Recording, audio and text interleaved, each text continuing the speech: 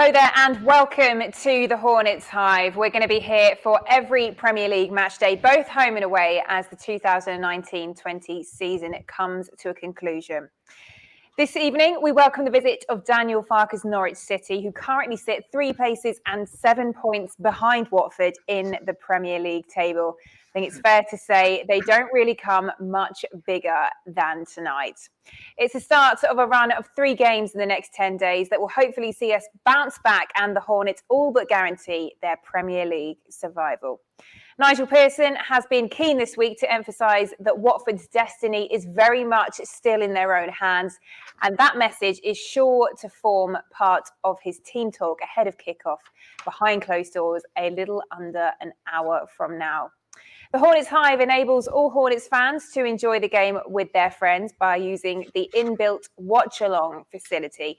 We would ask that all viewers please observe the rules around social distancing and rely on the watch-along facility as a safer way to enjoy the game.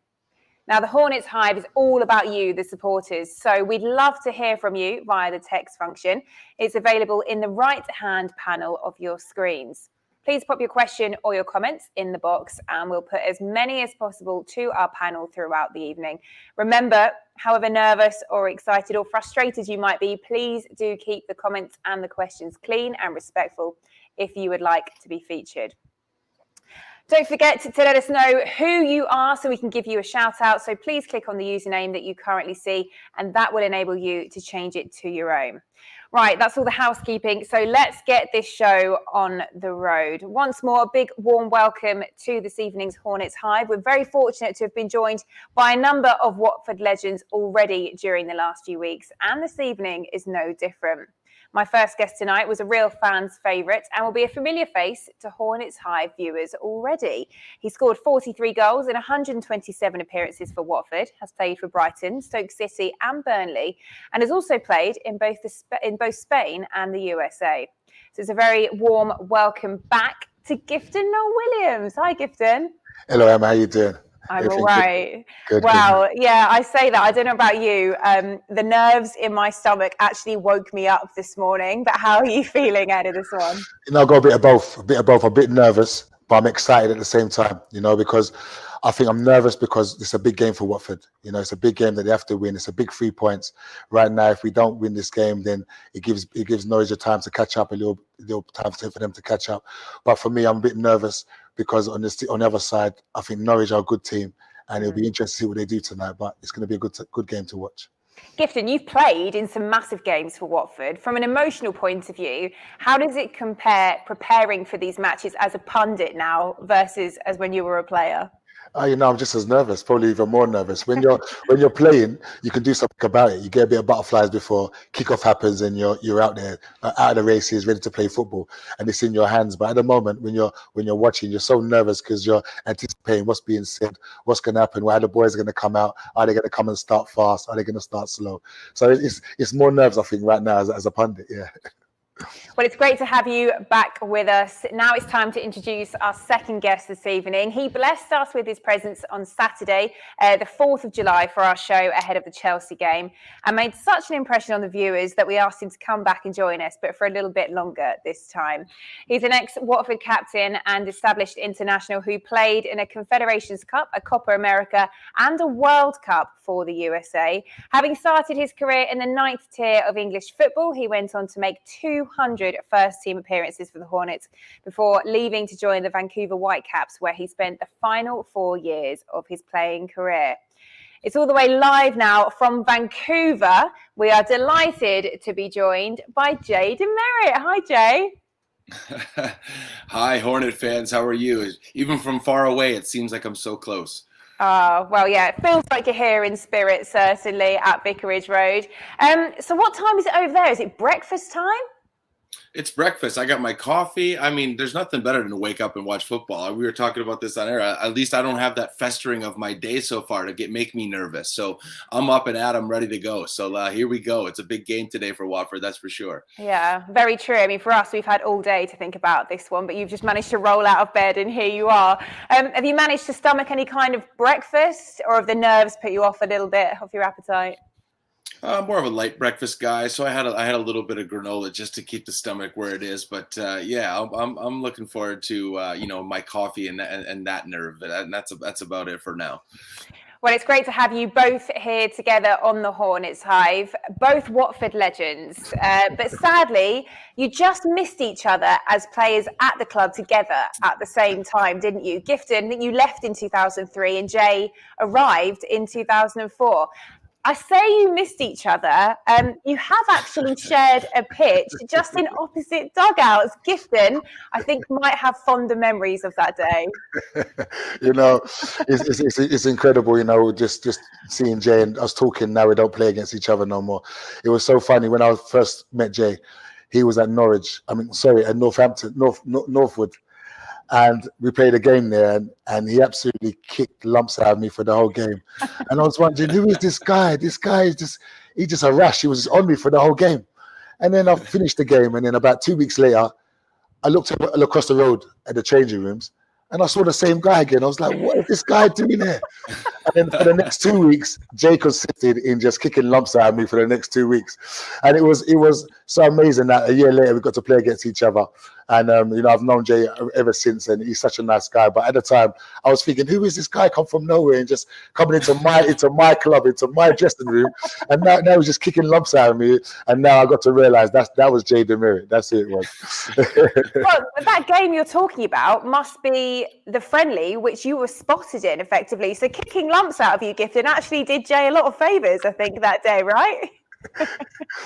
Yeah, I'll tell you, after that, the boys were talking about him, saying, Gifton, that was a good player. And I said, no, seriously, he's good because he's a rash. He stuck with me for the whole game. And that's when I was flying around the pitch a bit as well.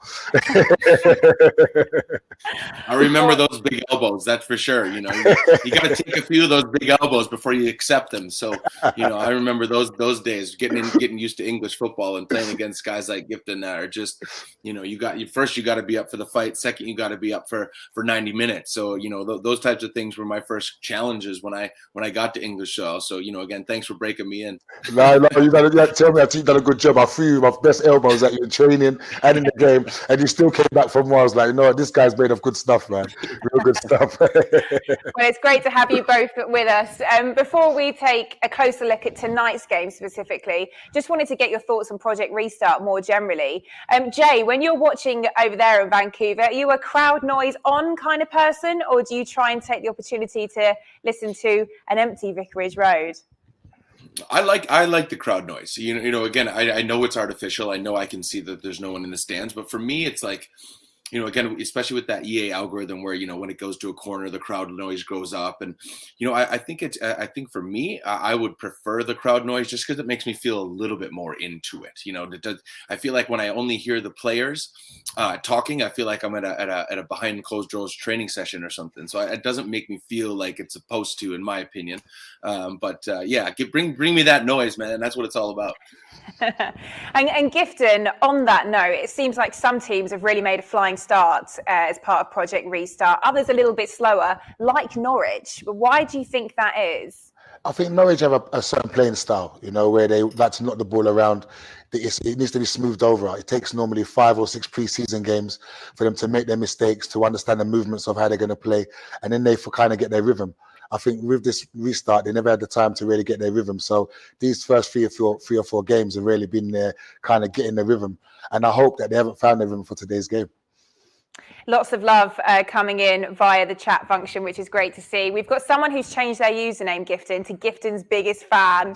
Yes, Gifton back on the panel. Andrew Martin says top Hornet, Jay. So keep the love coming in. Now, today's game is match 5 of the remaining 9 fixtures in the 2019-20 season. Let's take a look now at the other remaining matches that we have left. So you've got tonight's game against Norwich City at Vicarage Road. We're then at home to Newcastle on Saturday. It's a 12:30 lunchtime kickoff. Then away to West Ham. That's all in the next 10 days. When you look at the final 2 games, Manchester City and Arsenal, how many points do you think we need to be taking from these next few, Jay? Well, I mean, again, looking at that, it ever more important to take points, especially in a game like today. Again, I think the next, of course, 3 games. If we start worrying about the last 2, then I think Watford's in trouble. Obviously, you look down at that table and you see the winnable games, and I think again these next 3 are by far the most important. The only other thing you could pick up at the end of the season is, the safe teams. Where's Arsenal going to be at the end of the season if they're stuck mid-table, or you know what I mean, again, or wherever they are. Sometimes you can get those teams that aren't up for it. Season's over in their brains, and you can pick up points kind of trailing at the end. So you still hope for those, but you also hope to control your destiny. I know that's been the message from the Watford organization for the last couple of weeks, and they're still in with that control. Again, I think that these next 3 games, that control is right there. You do the job in the next 3 games, and your season's over. Gifton, do you think it's too strong to say that those next 3 are going to be key to the survival? No, I think Jay was spot on with what he said.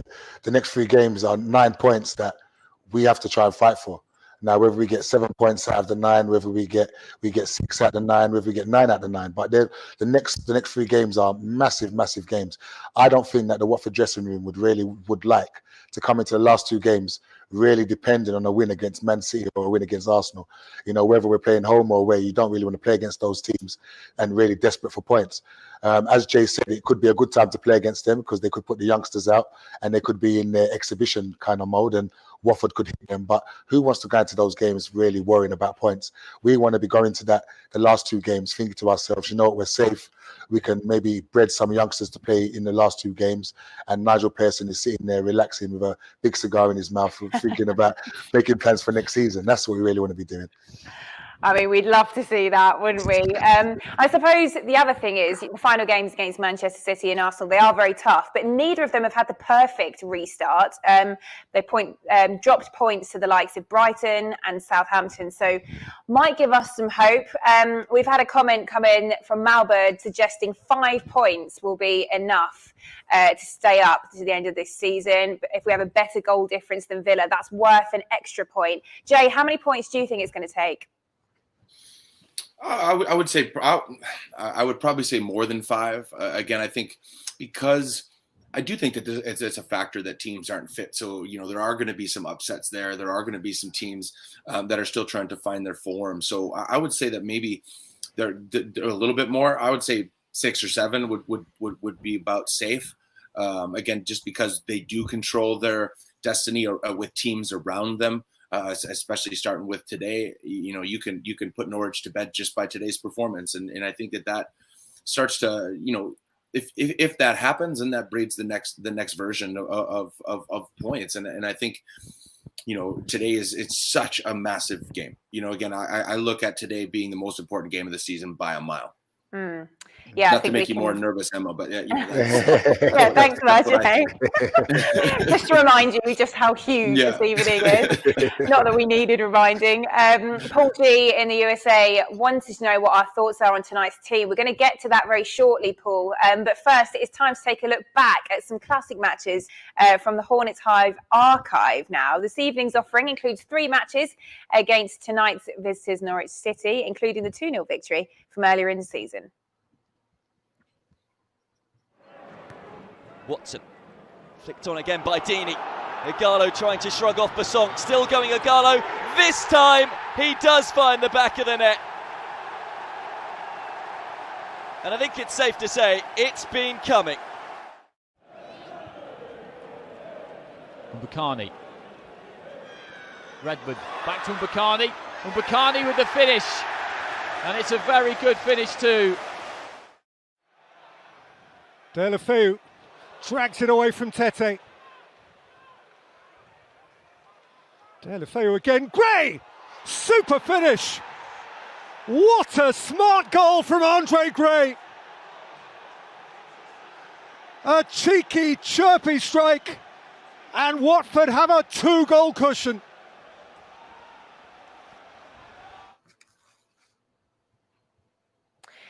Jay, I'll come to you first because we touched on it a bit earlier with Gifton, but it does seem as though Norwich have been quite slow getting going since this restart. What do you put that down to?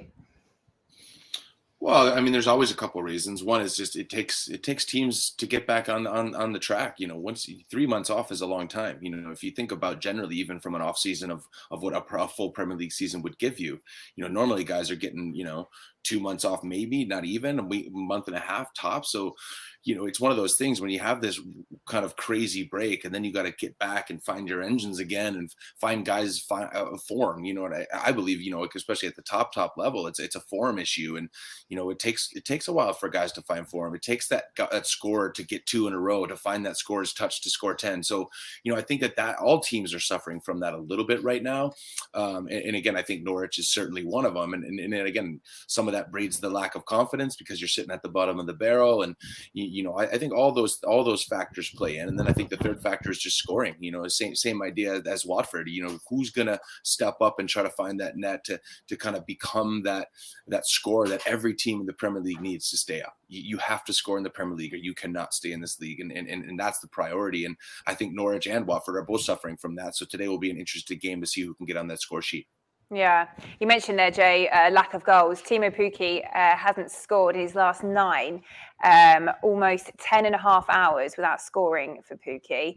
The comments still coming in on the chat log. We've got a user that says, most important game since return to the Premier League. Wow, that's a big statement. Frederick says, we need this win tonight. We should have Welbeck back on top. Right, well, the words club legends are often overused, but not this evening. For any newer Watford fans amongst us, or for those who just enjoy a trip down memory lane, it's time to see a little bit of both our guests this evening in action. First up, it's you, Gifton. Kennedy, once more, an influential player. This time, his free kick, and Gifton Noel-Williams, a minute before half-time, got Watford's reward.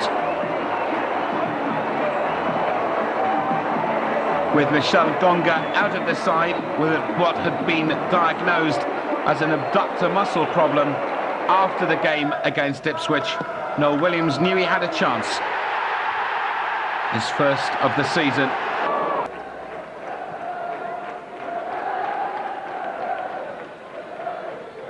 Hyde. Nice one too with Goodmanson, played forward for Noel-Williams. This is Goodmanson, Noel-Williams in again, and that's 2.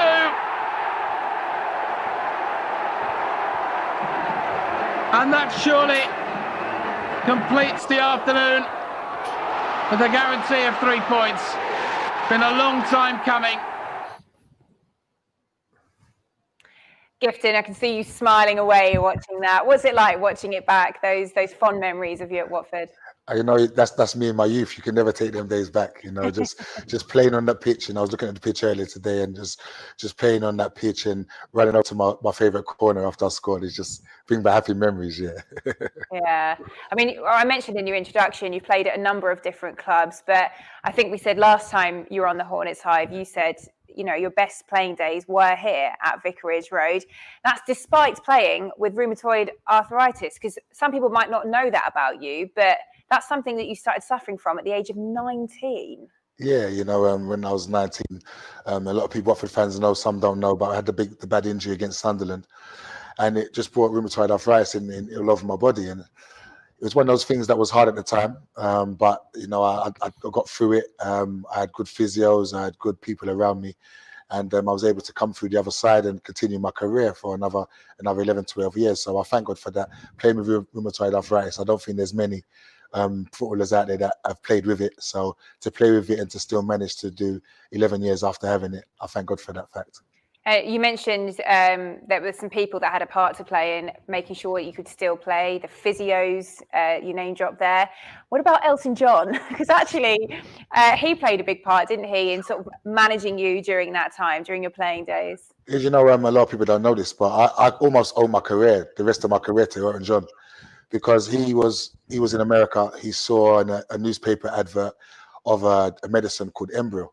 And he contacted Graham Taylor and told Graham Taylor about this medicine called Embryo, that it may cure me, because at this moment of time, we went everywhere. We went all over England. We searched everywhere. Graham Taylor, rest his soul, he searched everywhere he could try and search for me, And the physios, the staff, everyone was telling me, Gifton, you're going to have to retire.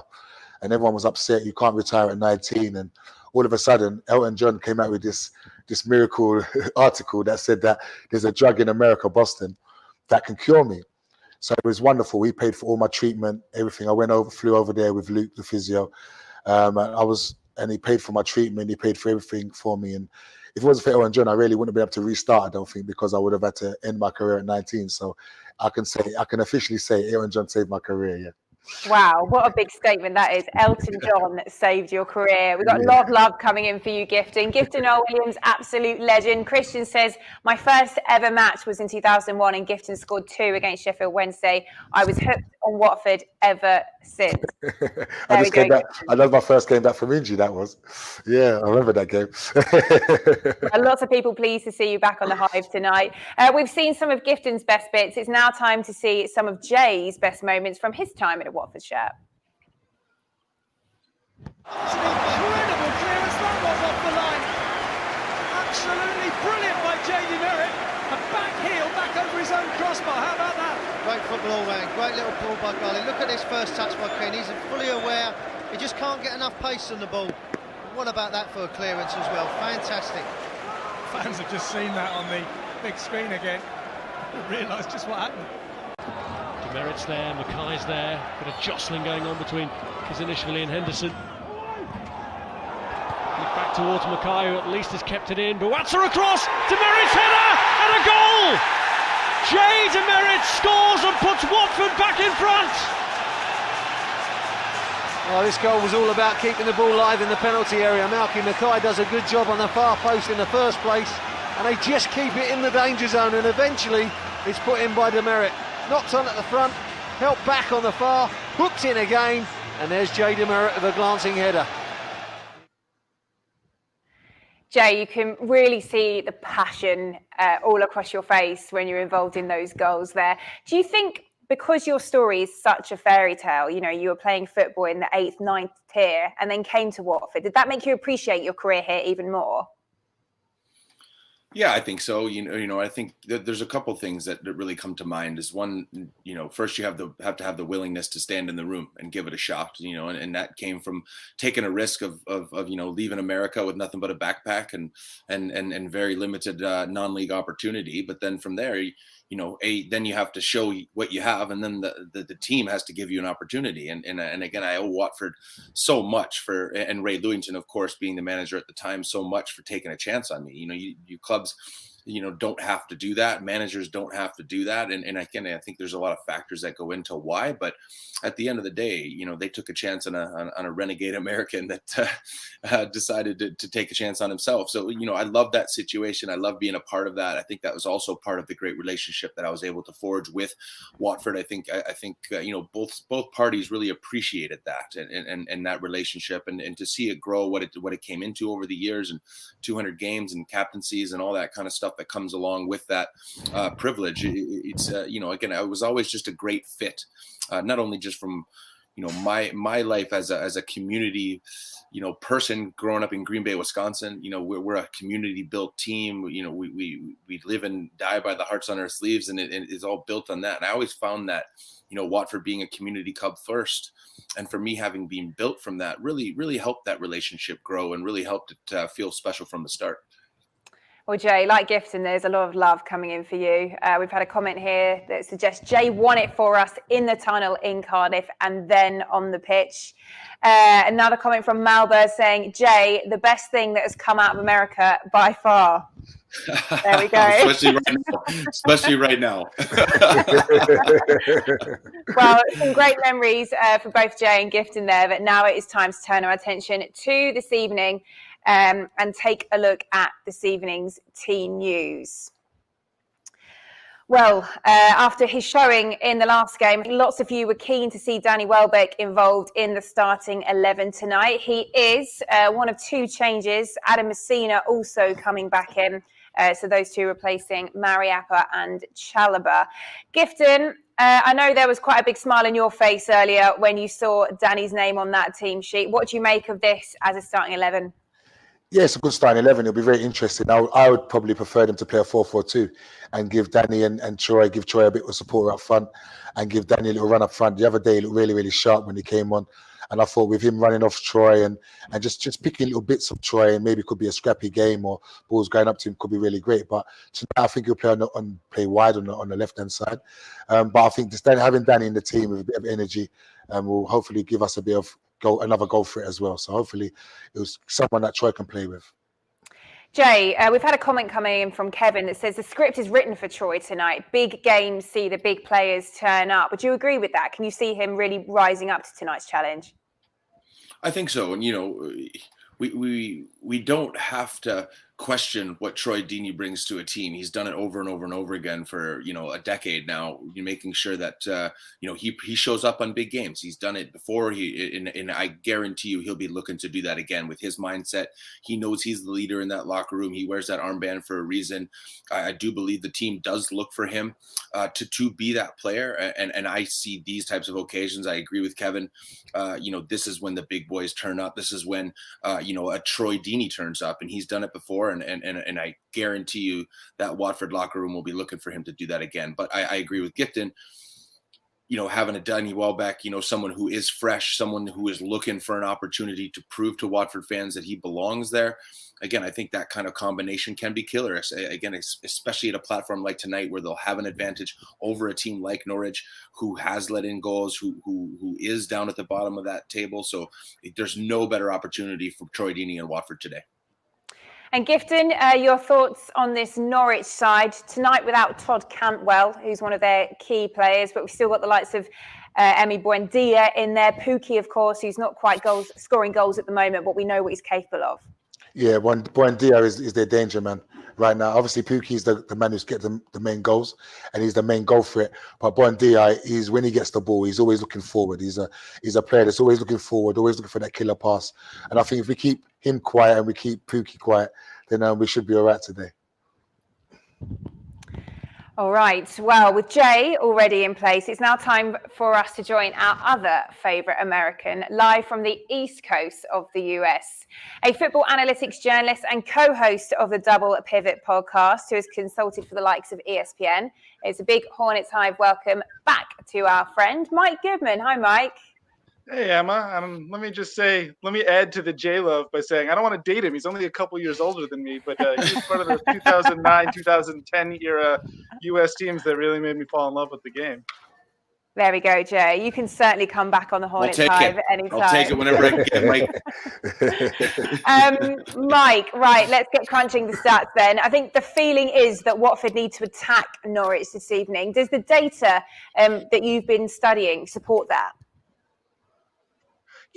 Not entirely. I think that Watford have an identity of being a team that doesn't need the ball to attack necessarily. And I know that this is one of the few games where they're playing one of only three teams in worse form than they are, one of the three teams below them in the table. And there's a feeling that you want to go out and you want to get after them. But one of the interesting things about Norwich is that for a team low down in the table, they really want to have the ball. They are in the top half of the table for the number of passes that they play per match. They want to move the ball around a lot. The thing is, they're not very good with the ball. They don't turn that possession into dangerous shots a lot. And you can really get after them by being direct on the counterattack, by letting them pass, by letting them move the ball around, and then doing what Watford does best when they're playing well, which is counterattacking quickly in its speed, using Troy Deeney's physicality to counterattack through him up the field. So I know there's going to be a desire to really get out, get the ball, take the game to Norwich early. I don't think Watford have to do that to be successful today. I really do think that they can play their game and that they can be successful at playing a game that they're comfortable playing.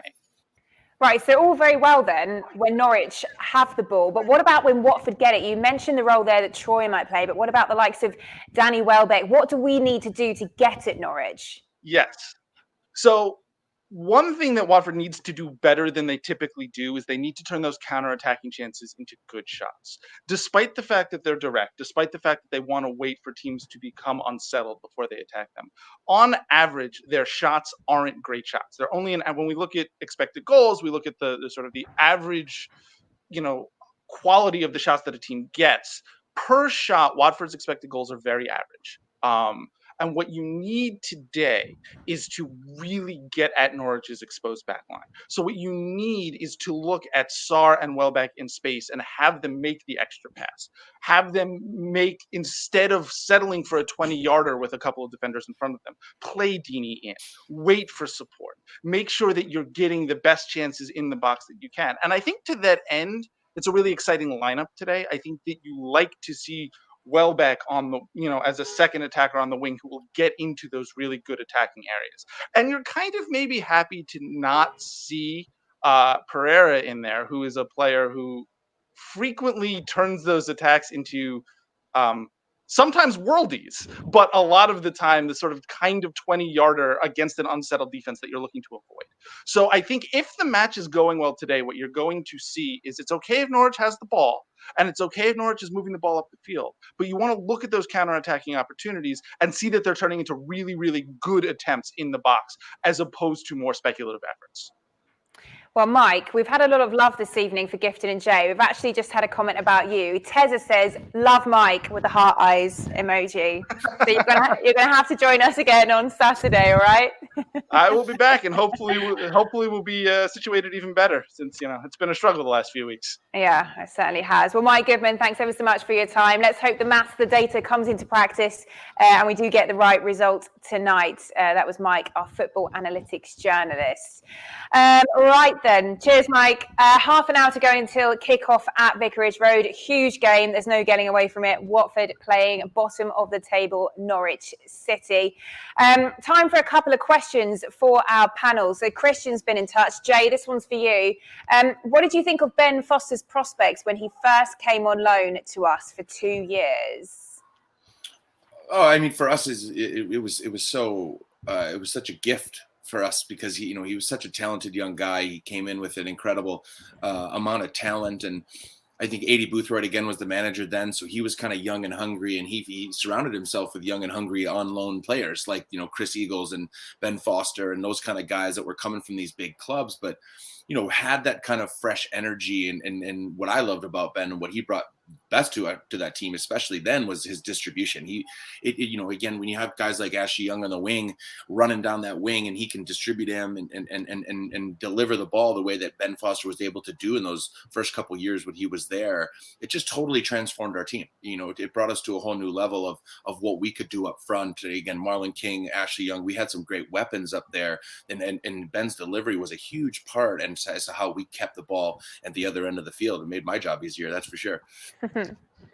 Another question here, this time for you, Gifton. It's from Andrew Martin. Just wondering why Cathcart's on the bench tonight. Believes there's quite a strong partnership there with Kabasele. So can you understand perhaps why he wasn't suited to tonight's game? I understand why the manager's making his decision. Me, myself, I probably would have played Cathcart and Kabasele, because I'm a fan of both of them myself. I think they both have speed and strength, and they manage it quite well. But Dawson is very experienced. He's a very good player. And I think that Dawson and Kabasele, they will actually work well together tonight, and they will keep Pookie quite quiet. Well, we've had Jay joining us from Vancouver, of course, tonight, and Mike joining us from the US. It is now time to join a supporters group, which is a little bit closer to home. We're delighted that Amy Stanton from the Norfolk supporters group is joining us live on the Hornets Hive. Hi, Amy. Hi, everyone. Hi. We're all right. It's great to have you. I mean, a Watford fan in Norfolk, love that, behind enemy lines. Definitely. I think half my neighbours are Norwich fans, so I feel like I'm outnumbered here, to be honest. Well, I hope you've been walking around the streets of Norwich this afternoon in your Watford shirt with a flag, singing Watford songs at the top of your voice. How did you end up in Norfolk then? Have you always lived there, or did you start in Watford and move away? So I'm Norfolk born and bred. So my whole 28 years I've been here. But my dad used to live down Watford way. And my granddad said, right, you're going to support a local team to them at the time. And he took him to Watford Luton. So after that, he kind of was converted to Watford. And then my mum and dad were in the forces and moved down to Norfolk. And this is where we've stayed. And roughly 22 years every weekend going back to Watford. So I've never known anything different, to be honest. Oh, wow. I mean, Watford-Luton, how about that as a baptism of fire? You've really been through thick and thin then, if you've supported Watford for all those years and been a season ticket all those years. Yeah, definitely. And I think for me, that's given me a perspective. I think as a 6-year-old girl with my little paper season ticket, I used to watch Gillingham on a Tuesday night in the snow. For me, Chelsea would come and it would be the only time you'd even fill one stand, let alone have a waiting list for season tickets. So I think it's that respecting our history, but also when it does get hard like this, for me, it's like, I never dreamed we'd get to where we are. And it's just that bit of perspective. And I'm proud that we've managed to keep that family feel to the club, even as we've grown as well. Yeah, absolutely. I think that's safe to say as a Watford fan. It's the downs that really make you appreciate the ups as well. During your time then as a fan throughout all those years, what's your favourite memory? I know it's a difficult question. No pressure. You've got Gifton and Jay on the show here as well to please. So I think I would say my new favourite memory was the playoff semi-final with Wolves. But until then, I really fell in love with Watford when we played in the playoff final back at the Millennium Stadium in Cardiff. I think for me, that was the moment I realised how much it meant, because as a little young girl, you go to football, it was routine for me, but I saw cry. My dad doesn't cry. And I think that's when that legendary goal, I really did fall in love with the club. And I think that is my favourite remarkable moment that I'll always look back on with fond memories. Jay, listen to that. You're making people cry, making Watford fans cry.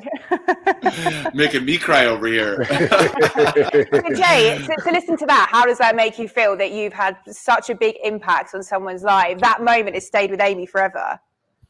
Yeah, and again, that's really what I love about football and how it's much bigger than ourselves. That really is the privilege we as players get to have, but also these moments that we get to share with the fans too. Because I believe that those things are reciprocal. You can't have one without the other, and I believe the fans are the true lifeblood of our sport. And I look at that day as something from, on a much bigger level. Again, my parents were in the stands for the first time, in a big stadium. Again, a Millennium Stadium was a different stadium that year. It wasn't Wembley. It was this Cardiff, trip that everyone had to, travel miles to. And I think that added to the occasion too.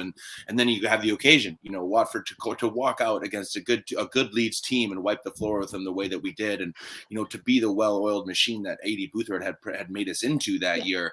All those pieces hit, and I talked about that moment in a lot of different ways and to a lot of different people. And for me, that was my ultimate moment too. Not only just because I got to enjoy it with a lot more people, but also just to enjoy it with a lot of the people that were a part of my journey as well. My non-league friends, my family, everyone was in the stands that day. So extra occasion on a lot of different ways, but certainly one that Amy and I will certainly compare in our fond memories of what made us love Watford Football Club. Just finally then, Amy, I understand Mariappa's your favourite player, and it is players like him who give 100% every game that we are going to need if we're going to make sure that we are still a Premier League club next season. Definitely, and I think I'll always say, Maps, he isn't our most skillful player, but when people who are skillful don't work, it comes down to that passion. And when you have got a fight on your hands, you want someone that's going to really throw themselves into 100%. He appeals to the fans. He loves the fans and he loves the club. And I think when it comes down to this fight now between whether it's us, Bournemouth or Villa, it really is going to come down to that passion. And hopefully all the boys will have it in them today and I won't have to go to work and hide tomorrow. Oh, you don't work with any Norwich City fans, do you? I am surrounded. There's two ladies in my team. And when I left, they were singing On the Ball City. And I just thought, I'm not going to say anything. I'll go in tomorrow and I'll take my Watford mug and I'll happily ask them to make me a cup of coffee. So it'll be fine. Well, fingers crossed it is and we get the right result tonight. Amy, it's been an absolute pleasure talking to you. Thanks so much for joining us here on The Hive. Thanks, Amy. Take care. See you later. Cheers. That was Amy from the Norfolk supporters group. Oh, what a delight she was. Let's see then. We've got 20 minutes until kickoff, more or less. It's time now to hear from one of our standout performers since the restart. Will Hughes spoke to Hornets Hive ahead of what is without doubt the biggest game of the season so far. Will, good to see you. Thanks for joining me. You've got Norwich at home next. I guess one of the biggest matches of your season. Vicarage Road would normally be rocking. So does the inspiration have to really come from within? Yeah, definitely. Obviously, everyone's in the same boat with regards to the environment we're playing in. It's a situation I've not played in before, but we have to deal with it best we can. Like you said, normally home advantage would be a massive thing going into the last few games, but we have to deal with it and get on with it as professionals and make the most of what we can do. Norwich say they're playing for pride now. Is that dangerous? Well, they're still mathematically able to survive, so I'm not sure if that's entirely the case, because one win would ignite their survival hopes, I think. So we know that they're going to be dangerous, whether they're safe or not. So we have to be wary of that and perform at our best.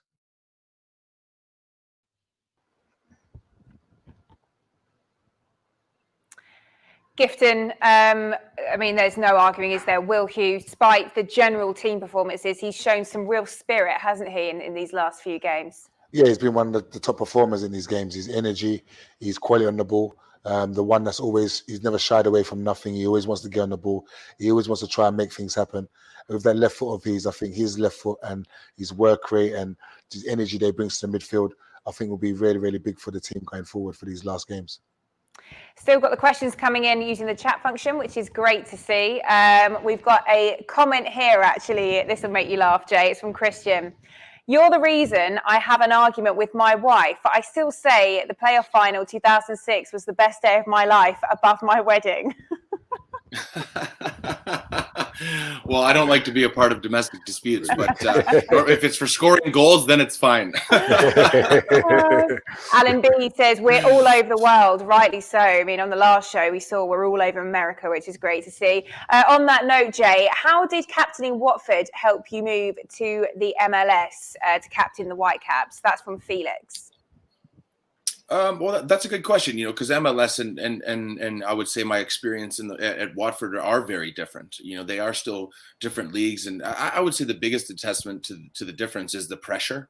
In the MLS, if you lose, you don't have fans, booing you and banging on your door saying what's going on or calling for the manager's head. You know what I mean? So there, in a way, there's a little bit less pressure. So as far as leading the team and, having media pressure or, hey, are you guys going to win next week? Hey, are you guys going to win next week? Is a little bit harder to deal with in England, especially as a captain than it was in the MLS. But it certainly prepared me to be ready for to be an MLS captain, because once you deal with a lot of the things that come with being a captain in the UK, which again, there's more pressure from media, there's more pressure from fans, there's more pressure from players, there's more competition within that locker room too, to keep the boys together.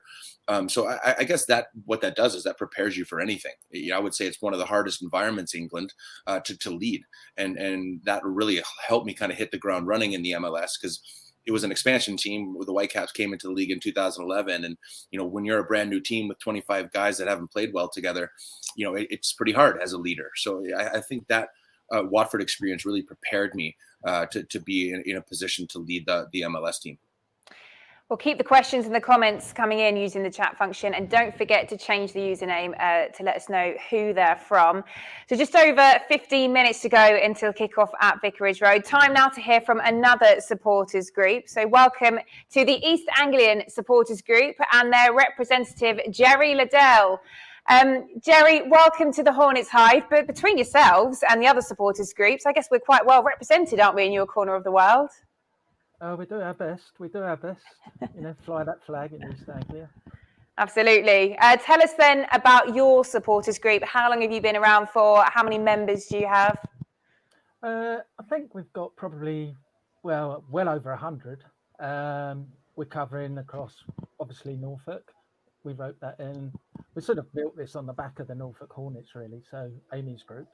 Right. But just to bring everybody else in. So we've got members from Suffolk, Essex, Cambridgeshire, but East Anglia doesn't really have any boundaries. We've got members on the South Coast as well who come with us because they enjoy the day out, because we go to all the games. We have group bookings for every away game, and we're just one big party, really. Yeah, but I guess that is nice that you can all make that journey together as well. Whereabouts are you? I'm actually in Cambridge, or just outside a small village, Swavesey. So how come you're a Watford fan in Cambridge? Were you initially from Watford? Yeah, yes. One of the South Oxley boys back in the day. Left Watford about 1983 with work, moved up, but can't take it out if you can. You've got to keep coming back. So it's true. My son never lived in Hertfordshire, but he's been a season ticket holder since he was 5, and he's 23 now, so he understands it all. So tell us then about your first Watford memories. Understand the first game you went to was back in the 67-68 season. Yeah, I'm not sure if it was actually the first game or not, but it was. We played Liverpool in the FA Cup 3rd round. It was a 0-0 draw. Wasn't great, and I didn't pay to get in. In fact, I didn't get in. We watched it on the roof of the Red Line garage next door to the Occupation Road. We knew the owner there, so we had step ladders up. There was about 30 people on that roof. You'd never get away with that now. I was going to say, don't give anyone any ideas. Don't forget, we are behind closed doors. Yeah, that was fantastic. But I think probably my best memory, I think, that what really got me going was when Barry Ending scored against, strangely, Liverpool in the FA Cup on our run to the semi-final, our first semi-final. Yeah. And that was fantastic. It's a shame that, we've only had 2 winning semis, but I've seen all of them so far. So yeah, well, so far, so good. Yeah. This season, it's been challenging for everybody, but I imagine when you have such a match routine, you come down here together to Watford, to Vicarage Road, it must be really tough having to sit and watch from home. It's awful. My wife hates it as well. She looks forward to getting her Saturdays to herself. So she could go off bed early, went home or away. We're sort of leaving by about 8 or 9. When you're watching Watford, you've got to have a few drinks, haven't you? Yeah. I guess with the season we've had, we just need to be thankful that other results have largely been favourable to us since we restarted, and that destiny is still in our own hands starting tonight. Yeah, indeed. I think that's been our saviour so far, to be perfectly honest, that the other team's form has been or the results have been as poor of ours, and hopefully the fact that we're still in there and we've got a chance. This was always, as soon as that break came, you knew this was the crunch week starting tonight. We've got to get these games done and dusted, and I think if we don't get the points from these, then it is going to be a big ask, but fingers crossed. I'm sure the boys will rise to the challenge. I'm sure they will. Yeah, well, fingers crossed indeed.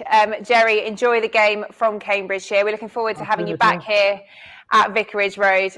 Hopefully it won't be too long. We have to wait for that. Indeed. Cheers, Jerry. Thank you. That was Jerry Liddell from the East Anglian Supporters Group. Great to have the chance on the Hornets Hive to speak to so many of the fans all over the world. Last week we were East Coast, West Coast, America, July 4th, Independence Day. Today's show, with that East Anglian feel to it, we've been speaking to Hornets fans in that area of the country, but we would like to keep this global feel to the show and continue to hear from Watford fans all over. So if you want to be on the Hornets Hive, we can make it happen. Still time before the end of the season. Just email the club. It's dave.messenger@watfordfc.com. That's dave.messenger@watfordfc.com if you would like to be part of the show. Right. So let's see, 12 minutes to go now until kickoff at Vicarage Road. Normally this place would be absolutely rocking. The fans would be in place, no doubt. The 1881 might have had something special planned. Everyone would have been in great voice, the PA system pumping as we anxiously await the players. Sadly, under the current circumstances, that just isn't possible. But Jay, Gifton, how much do you think the players are missing that crowd, that atmosphere to walk out to? Gifton, we'll come to you first. I think if you think about the beginning when it first started, I think the players really missed it. I think the games were slow. They were really struggling to really get used to having no crowd around. I think I've watched recent games and I think they're more used to it now. I think it's a bit more down to business. And looking at the moment, the thing that the biggest problem for me with these teams that are real low down in the table is that there's no crowd. Now, normally when you're struggling or when you need a bit of push, you've got the 12th man, you've got the crowd, especially at Vicarage Road, you've got that crowd pushing you on, especially in the second half. When you're pushing, you're fighting towards that crowd, you hit a shot, the goalie saves it, it goes out for a corner, someone runs down a ball and they kick it out for a throw-in or a corner, the noise that they start making, the energy that it brings, the fear that it puts into the opponent's heart. We're missing that right now, and that is a big thing. That is a big thing for the boys. But you know, at the end of the day, it's the same for both teams. They're both about their fans, about their support. So they've got to go out there and it's 11 against 11 and go and put the work in. Jay, I've seen Norwich actually at Carrow Road since the restart, and it did really look as if they were missing the fans there, just not chasing down the ball, not going down that extra yard, you know, losing that extra yard. Watford just need to find a way here to dig deep, don't they, without that crowd? They do, and you know, I do think that there's still a slight advantage, no matter, even if you're playing in your home stadium. Again, these guys are in their own lockers. They know that feeling of what it's like to even be in your stadium. You know, that for me is still an advantage. Again, it's a little bit more eerie, I would imagine. You know, not playing with that noise, not playing with that corner roar that the Gifted talks about, but I do think that there is commonality in knowing where you are, knowing your home stadium. And I do think that that is an advantage, especially for a game like today where both teams are going to come in fairly low in confidence. You got to find those little bits on days like this where that confidence comes from. And again, walking out of your own tunnel hopefully can breed that little bit of confidence necessary. But don't you think, Jay, this, imagine a game like this in the first 20 minutes when Watford are struggling against Norwich and they hit a diagonal ball and someone wins the header. Imagine the first 20 minutes, how much that must lift you when you come out and you hear the noise of the fans. That lift is what they're lacking. That lift they're not going to have, you know, and that's the sad thing. But I do agree with you when the home advantage, they just say they know the place. Mm. And again, hopefully, again, this is where I'm sure the message in that locker room as well is like, from a player standpoint, who's going to lift it? You know, we also gain energy from each other. You know, like you that corner ball you talk about, you go in and you smash that guy and he goes down. You're like, yeah, get in there, you know what I mean? Like that gets the rise out of the guys. Yeah. So, you know, again, when you can't get it from the crowd, you got to get it from each other. And I think that is a huge point for today. Who's going to be that player that steps up again? The Will Hughes type performance. Who's going to be that energy in there? Who's going to be the one to put the foot in first, or you know, again, give that gifted elbow to that center half and say, yo, we're ready today. We're ready to go. Time, game on. Yeah. All right, so about 9 minutes to go until kickoff then. Keep your messages of support coming in. We'll read them out before the players do come out here on the Hornets Hive. And don't forget, we're going to be with you in the lead up to every Premier League match day. You can join us again on Saturday, with that being a 12:30 kickoff. We'll be here from 11:30 in the morning to build up before that game against Newcastle United. Right, last few questions then from fans. This one is for Gifton. It's from Brussels Hornets. Gifton, if we could add one Watford player from your era to the current team, who would it be and why? Me personally, it would have to be Darren Baisley. Now, Darren Baisley, a lot of people be surprised that I'm saying Darren Baisley, but Darren Baisley, he put one of the best balls in that I've played with anyone I've played with in my life. And I always knew when he was going to cross the ball. And I think right now, Watford needs to score goals. And you knew with Bays, he would either go down the right-hand side and put the ball in, or he'll cut back on your left-hand side and put the ball in. So you know, as a striker, you make two runs. Run for the first run. You don't put it with his right foot, you make a second run and the ball's coming in. And that was something that we knew. Now, the wingers of today, they're not as predictable. They're a bit more different. They're a bit more dynamic and probably better technical players. But it's a bit more unpredictable for a striker. So I think if I put Darren Baisley in that team, I think Troy, especially with a player like Troy, he needs someone like Darren Baisley to put the ball in the danger area where he can go and attack it and be dangerous. And Jay, what about for you from your era?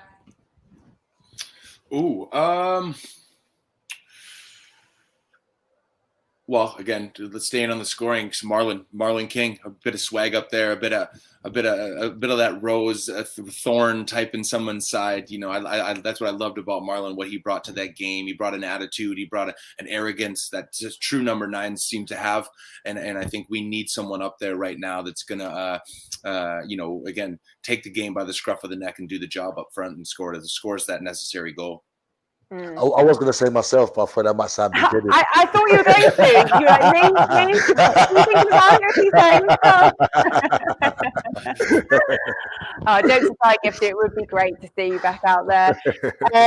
But let's recap the actual team tonight, shall we, just briefly. So a reminder once more, 2 changes for the Hornets this evening. Danny Welbeck and Adam Messina in for Adrian Mariappa and Nathaniel Chalobah. We've had a comment coming from James Charles. It says, Pookie's peaked, Sarr's soaring, which we like. But Jay, on that note, do you think Watford have the edge in this game, you know, from an attacking point of view? I do, and I hope they go for it. In all honesty, this is a time where, you know, I guess it's, again, you don't use your home field advantage because it's not really that huge of an advantage. So I think at this point, the thing that's going to change the Watford season around is scoring goals. And if they don't go for that, you know, again, up front, again, you have a Sarr who's lightning on the side, and you get the heading ability of Deeney to keep the ball up on the final third, you know, and then add in, again, somebody like Welbeck who's looking to prove himself to finally, you know, be the player we all want him to be in that Watford shirt. Again, today's a great opportunity for those 3 guys to go and do some offensive stuff and make sure that Watford gets on the score sheet. I also think Doucouré has been quite quiet as well, Ems. I think we haven't really seen the best of him. Doucouré is a player that I've seen running behind the striker, running behind the front line, make darting runs into the box, you know, dangerous in the opposition's box. And we haven't really seen a lot of Doucouré, and I think he needs a big performance tonight as well. Yeah. Another thing to note, actually, about tonight's game, Z cars will be back tonight for when the teams come out of the tunnel. That's not something that the players have had since the restart. So even those kind of details, Jay, how much, or Gifton, how much of a difference can that make? Even just hearing that familiar song as the players come out, can it give them just that extra little bit of bite? Yeah, I'll answer it. Yeah, I definitely think so. Like what Jay said earlier, all those little home advantages, all those little small things as home advantages. When the players come out, they listen to their music. You know, if they're playing some bit of crowd noise in the background as well, it might just get them up to it a little bit more and get them on their toes, really, because the first 20 minutes of this game is massive. I hate to say the old cliche of 6 points and stuff like that, but this really is a massive game for Watford, you know, and without saying it's a 6-point game, it's a massive, massive game. Yeah, on that note, finally then, just briefly, Jay, we've had a question come in. Score prediction. Come on, give it to us. 2-1 to the Golden Boys. We're going to score 2 today. All right, 2-1 to the Golden Boys. You might be able to hear Z Cars is playing now. The players are coming out. So, Gifton, score prediction from you? I'm going to stick with Jay. I like that prediction, Jay, 2-1. I don't think we can keep a clean sheet, so I'll go with 2-1, 100%. All right. Well, the teams are coming out at Vicarage Road. We're going to be back at half-time with the views of both Jay Demerit and Gifton Noel-Williams with analysis of the first half. Due to broadcasting rights, that will be audio only at half-time from the studio. So for now, sit back, enjoy, if you can, the game via usual broadcast feed. Do remember to send through your messages via the watch-along text function. We'll be putting as many of those messages as possible to both Gifton and Jay during halftime. If you're unable to watch a live match feed, then we can keep you up to date with our live match data feed. But just minutes to go here. Plenty of you getting in touch with your support. Sandra says, come on, you Horns. So does Calabrone. Come on, you Hornets, with 4 B emojis. And then this final comment, we've got Super Nigel Pearson. Wherever you are, make some noise. Get behind the Golden Boys, and we will see you at halftime. Come on, you Hornets. Come on, the Horns. Yellow, mate. Yellow, mate.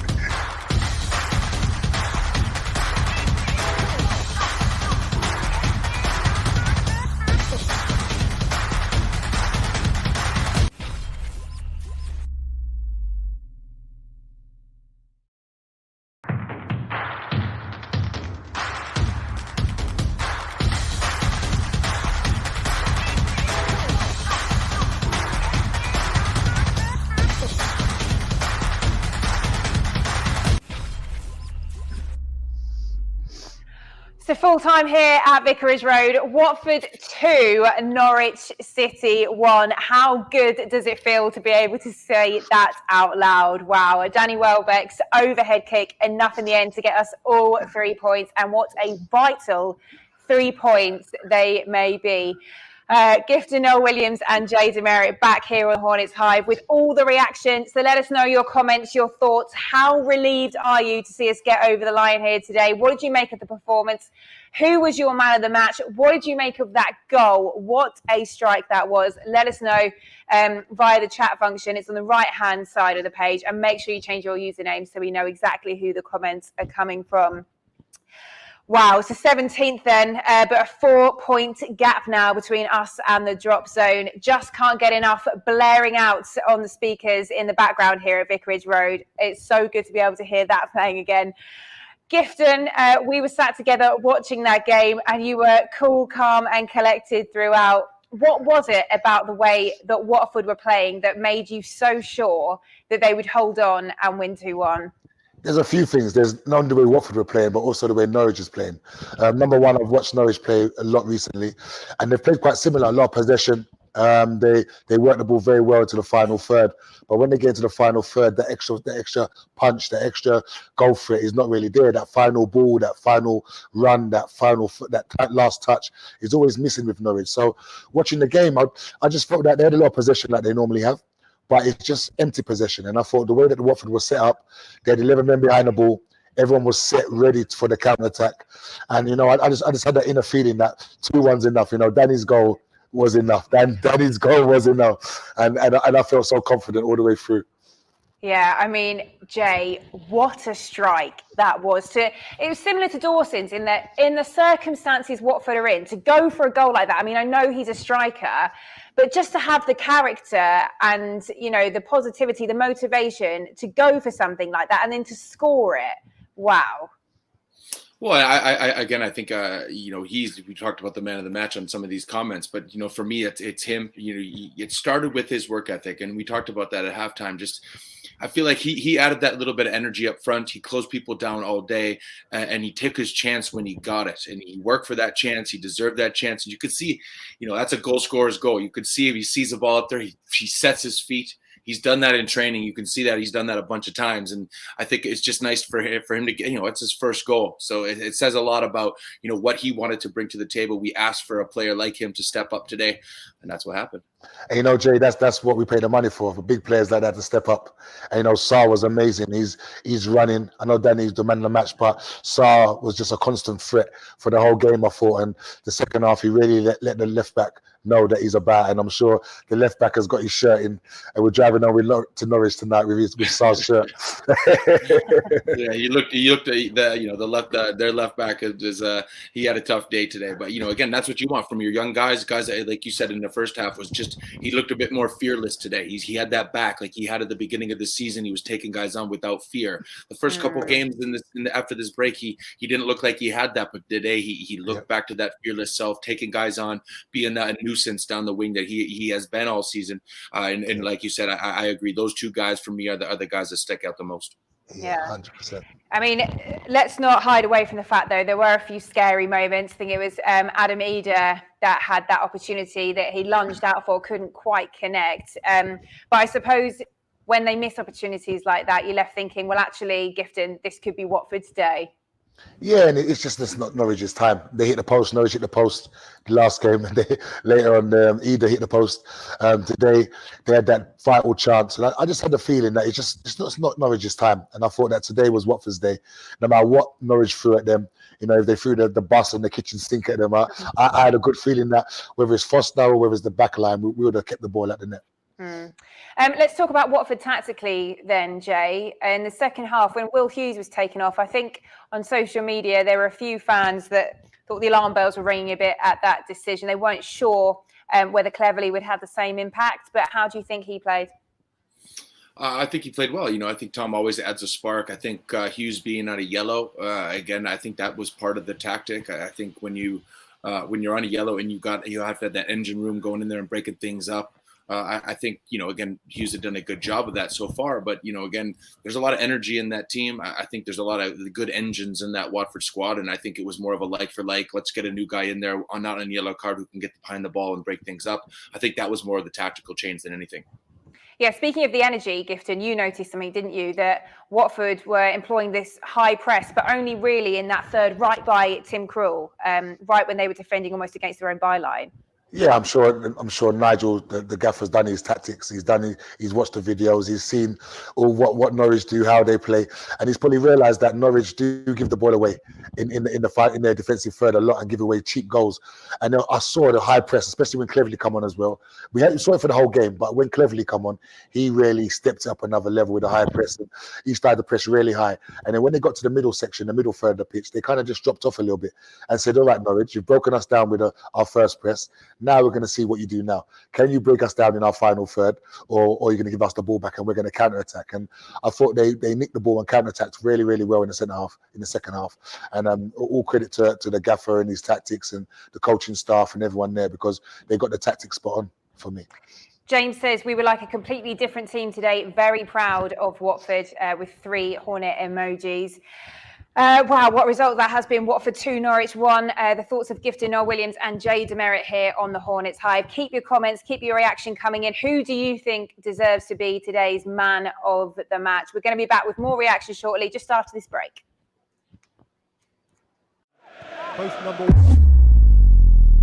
Steal from Deulofeu scores for Watford.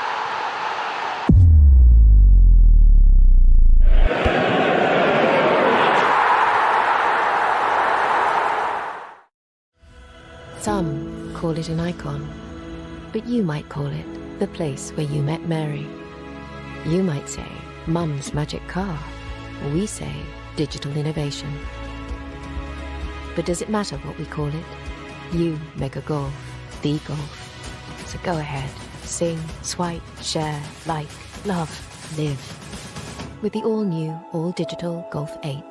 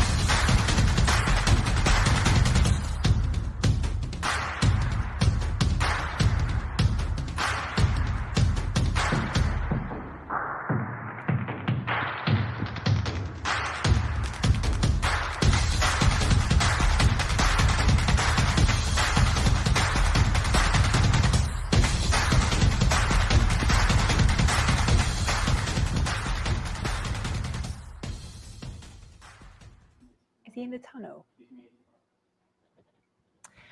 All right, well, welcome back to the Hornets Hive. We're here bringing you reaction to Watford's victory over Norwich City. They've won here by 2-1. What a vital win that is for the Hornets as we go into our last few games. Well, joining us now for more reaction, the man who scored the all-important goal.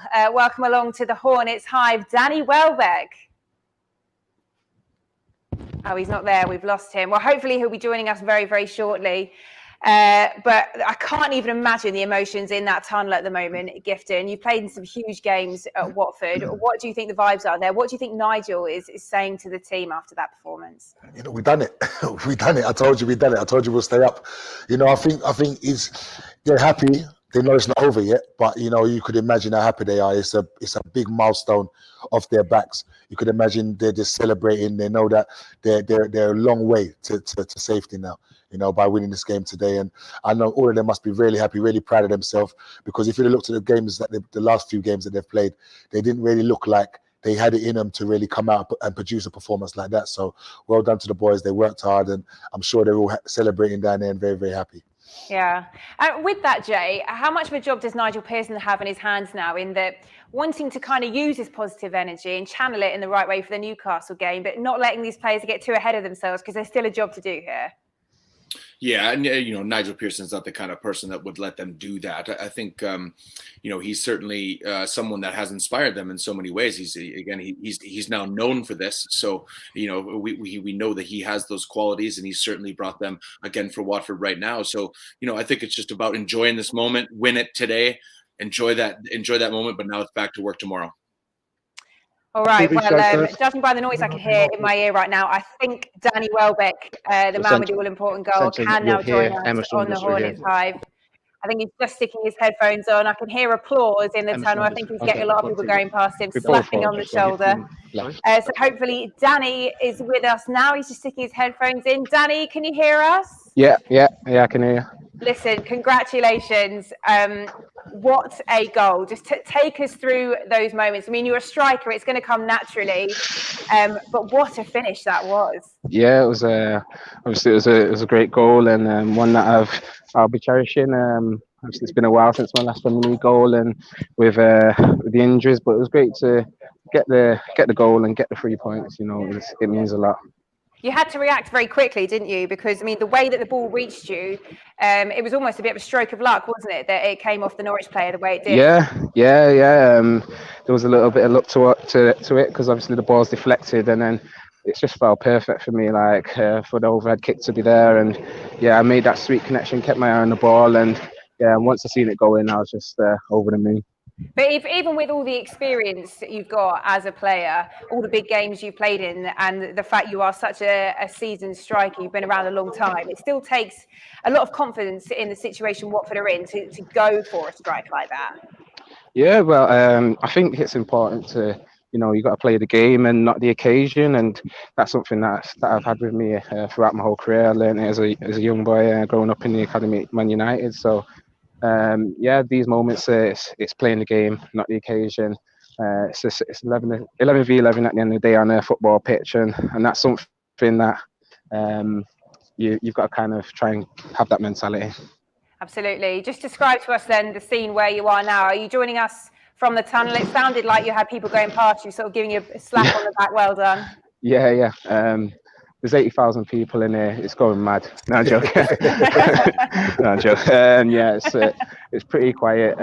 Not the normal match day, but I see some of the physios and the medical staff up there. Just giving me a bit of congrats, and what's the mood like in the dressing room after that? So, what did Nigel say to you at the end? To be honest, I've not been here. I've been doing interviews. So. You had a chance to, yeah. So I don't know yet. So. Danny, this is Gifton Noel-Williams. Yes. How are you doing? You're right. Yeah, I'm good, thanks. I want to say excellent finish, mate. Very excellent finish. I just want to make a comment and also ask you a question. My comment is about your work rate. I think that your work rate is amazing, and you put the team on the front foot with your work rate and your energy and your work rate. I think you deserve your goal 100%. Thank you. Just a question. You've been out for a long time, and you've had a few injuries, and it's been taking you a while to get back into and show the Watford fans what you can do, and for them to really see the best of you in a yellow and black shirt. How hard has it been to you, and how important is this goal today after such a long time? Yeah, it's very important. Obviously it's been a long time. And as you mentioned, obviously with the injuries and being out for such a long time, it's important to keep your mind focused on what you want to do, how you're going to come back. So from the moment that I got injured, it was one where I had to kind of just channel my energy into recovering the best as I can, and then there's little setbacks, and you get back, and then there's a break, coronavirus, there's quarantine, lockdown, but then it kind of Saunders down to what do you do with that time that you've got, that spare time, how are you going to apply yourself. And throughout the whole of lockdown, I worked ever so hard, to try and come back in the best state possible. And I'm feeling good, and I'm ready for more. You're looking good, bro. You're looking good. We can definitely see that, Danny. You played really well today. We've got some messages coming in on the system here. Ben says he's so happy for you. Well done, Danny Welbeck. Just finally, Danny, we've got a lot of fans joining us here on the Hornets Hive, watching from home. Do you have a message to those fans? Yeah, just keep the faith, and the boys are working ever so hard now, and we're looking forward to the remaining games. We're going to relish the challenge. Yeah, absolutely. All right, Danny, well done today. Congratulations Cheers, on the Emma. goal. Thank you. Cheers. See ya. Bye-bye. Take care, Dan. He certainly is. Gifton, you make a really good point there. He's not had the easiest time in the last few years of his football, and even with here at Watford, Jay, he's struggled with injury. But wow, that's a huge goal, isn't it? Which hopefully is made up for a bit of that time that he's suffered. Yeah, this goal for me, for him, is massive. You know, one, for the length of time he's been injured and stuff like that, and coming back, and two, with the time he's been at Watford, he hasn't really had the time to really show the fans, show the management, show the players really what he can do. So for him to score a goal like that, such a spectacular goal, you know, I'm sure his stock has raised a little bit within the dressing room. So well played to Danny. I was going to say, I got to, when Vancouver EA Sports is here, so FIFA the game, I got to be the mocap in 2013, where you go into motion capture. And I remember the Danny Welbeck back hood flick goal from the Euros in 2012. Right. I had to be Danny Welbeck back when he was that goal scorer. But it was nice to see him be back to that goal scorer today, all these years later. But he's gone through his turmoil. You know, again, players do that. They get injured. They get out of sorts. They travel around. But, you know, it takes performances like this to get the guys like him confidence back. And it's good to see him have it right at the right time and get that goal again, showing his quality that he's shown his whole career. Yeah, and I think one other thing it shows. It shows real mental strength. I think, because for you to be injured for so long, and then you're just coming back, and then the coronavirus hits, and then you still work hard at home and go through all your paces. And these are not men that need to work for the pennies and for the pounds. You know, they're men that are working for their careers and because they just love football. So for him to work so hard and to bounce back the way he has, you got to give the man full respect. And hopefully he can be someone that for the future for Watford could be a real asset. Jay, Nigel made the decision to move things around and make space for Danny today in the team. Do you think that should be the case again on Saturday against Newcastle? I do. Again, I think one of the questions was, would he be fit enough? Because he had a lack of games, but I don't think that showed today. Again, we talked about his energy and how much he had all game. Again, he even said on his comments there, he's been working, in the dark, making sure that his fitness is where it needs to be. Again, I think that showed today. So I think he runs straight into that starting 11. He gets a brace on the next game as well. We've had a comment come here from, I'm not sure who that's actually from, but it says real strength from the team today for the Heads not to have dropped after going behind early. Although I will point out that both of you did actually say 2-1, didn't you? So never in doubt, hey? Even when we were little down. Never in doubt. Never in doubt. The energy was strong on the broadcast. We willed that to happen.